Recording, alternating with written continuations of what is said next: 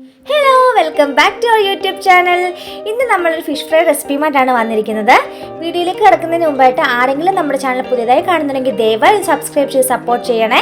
അപ്പോൾ നമുക്ക് fish fry എങ്ങനെ തയ്യാറാക്കുന്നത് നോക്കാം. ആദ്യമേ നമുക്കൊരു പാത്രത്തിലേക്ക് 2 ടേബിൾ സ്പൂൺ കാശ്മീരി മുളക് പൊടി ചേർത്ത് കൊടുക്കാം. ഇനി നമുക്കിതിലേക്ക് ഒരു 1/2 ടീസ്പൂൺ മഞ്ഞൾപ്പൊടി ചേർത്ത് കൊടുക്കാം. 1 ടീസ്പൂൺ മല്ലിപ്പൊടി, 1 ടീസ്പൂൺ ഫിഷ് മസാല ഞാൻ ചേർത്ത് കൊടുക്കുന്നുണ്ട്. കുറച്ച് സ്പൈസിക്കായിട്ട് ഞാൻ ഇതിലേക്ക് ഒരു 1/2 ടീസ്പൂണ് കുരുമുളക് പൊടി ചേർത്ത് കൊടുക്കുന്നുണ്ട്. അതുകൊണ്ട് നമുക്ക് ആവശ്യത്തിന് വേണ്ടി ഉപ്പ് ചേർത്ത് കൊടുക്കാം. പിന്നെ കുറച്ച് ക്രിസ്പസ് കിട്ടാൻ വേണ്ടിയിട്ട് ഞാൻ ഇതിലേക്ക് 1 ടേബിൾ സ്പൂണ് നമ്മുടെ കോൺഫ്ലവർ പൊടി ചേർത്ത് കൊടുക്കുന്നുണ്ട്.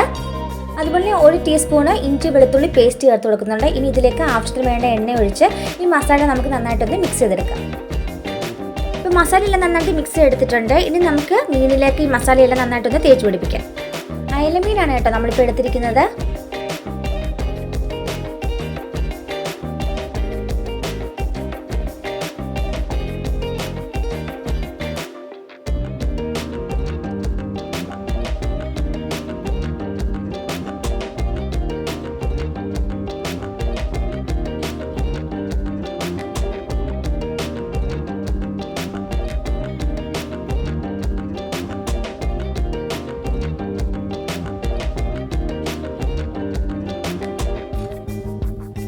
അപ്പോൾ നമ്മൾ മീനിലേക്ക് നന്നായിട്ട് മസാലയെല്ലാം പുരട്ടി എടുത്തിട്ടുണ്ട്. ഇനി നമുക്കിത് റെസ്റ്റ് ചെയ്യാൻ വെക്കാം. കാരണം ഈ മസാലയൊക്കെ നന്നായിട്ട് മീനിലേക്ക് പിടിക്കാൻ വേണ്ടി നമുക്കൊരു 1 മണിക്കൂർ ഫ്രിഡ്ജിലൊന്ന് ഇത് നമുക്കൊന്ന് റെസ്റ്റ് ചെയ്യാൻ വെക്കാം.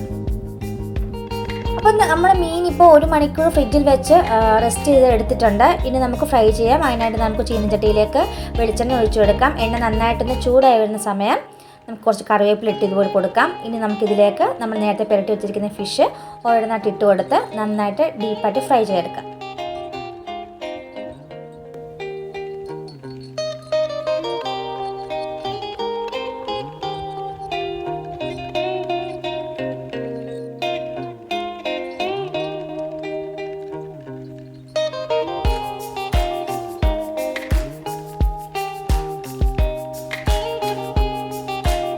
അപ്പോൾ ആ മീൻ ഒരു സൈഡ് നന്നായിട്ട് പൊരിഞ്ഞ് വന്നിട്ടുണ്ട്. ഇനി നമുക്കിതൊന്ന് തിരിച്ചിട്ട് കൊടുക്കാം.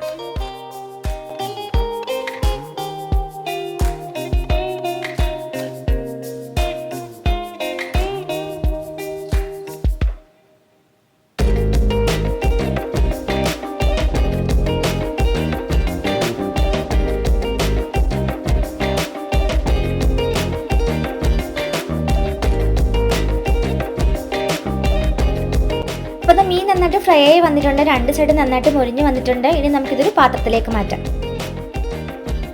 അപ്പോൾ നമ്മുടെ ഫിഷ് നിങ്ങൾക്ക് കാണുമ്പോൾ തന്നെ മനസ്സിലായി നന്നായിട്ട് ഡീപ്പായിട്ട് നന്നായിട്ട് മൊരിഞ്ഞ് വന്നിട്ടുണ്ട്. കാരണം നമ്മൾ കോൺഫ്ലവർ പൊടി ചേർത്തിട്ടുള്ളതുകൊണ്ട് നമ്മൾ നോർമൽ ഫ്രൈ ചെയ്യുന്നതിനേക്കാളും കുറച്ചും കൂടെ ഒരു നല്ലൊരു ക്രിസ്മസ് കിട്ടും നമ്മുടെ ഫിഷ് ഫ്രൈക്ക്.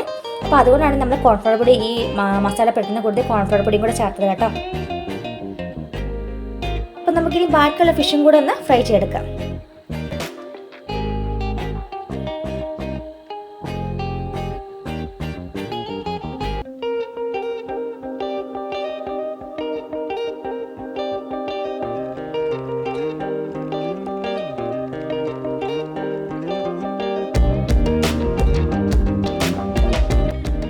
ഫിഷ് ഫ്രൈ ഇവിടെ റെഡി ആയി കഴിഞ്ഞു. മസ്റ്റായിട്ട് നിങ്ങൾ ട്രൈ ചെയ്ത് നോക്കി, ഉറപ്പായിട്ട് നിങ്ങൾക്ക് ഇഷ്ടപ്പെടും.